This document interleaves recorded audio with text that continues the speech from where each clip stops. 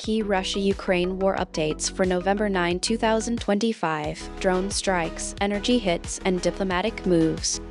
On Sunday, November 9, the conflict between Russia and Ukraine intensified dramatically. Overnight, Russian forces unleashed more than 450 unmanned aerial vehicles and 45 missiles, concentrating on Ukraine's energy grid. The barrage resulted in 7 civilian deaths, according to Kiev officials, and left critical substations, including those feeding 2 nuclear power plants in Khmelnytsky and Rivne, severely damaged.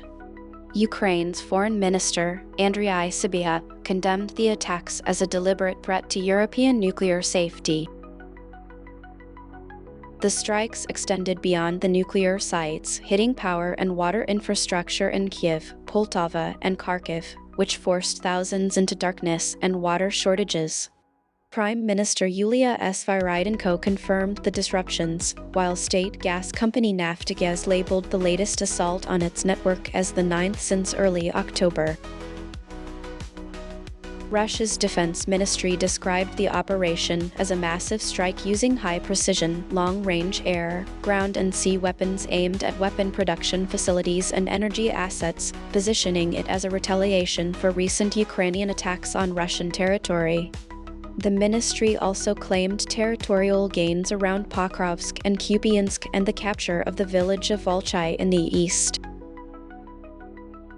According to the Russian news agency TASS, Russian forces downed 15 Ukrainian drones over the annexed Crimean Peninsula, the Black Sea and Russia's Rostov region, in addition to 2 guided bombs and 178 drones in the preceding 24 hours. TASS also reported a Ukrainian drone incursion into Russia's Belgorod region and warned that roughly 20,000 residents were left without electricity. In the diplomatic arena, President Volodymyr Zelensky appealed to the European Union, the G7, and the United States to tighten sanctions on Russia's energy sector, arguing that the nuclear energy segment remains largely untouched and that Western microelectronics still flow to Moscow's military-industrial complex. He urged greater pressure on Russian oil and gas trade. Foreign Minister Sybiha called for an emergency meeting of the International Atomic Energy Agency to assess the risks posed by attacks on substations that supply nuclear plants. He also asked India and China to exert influence on Moscow to halt what he described as reckless attacks that risk a catastrophic incident.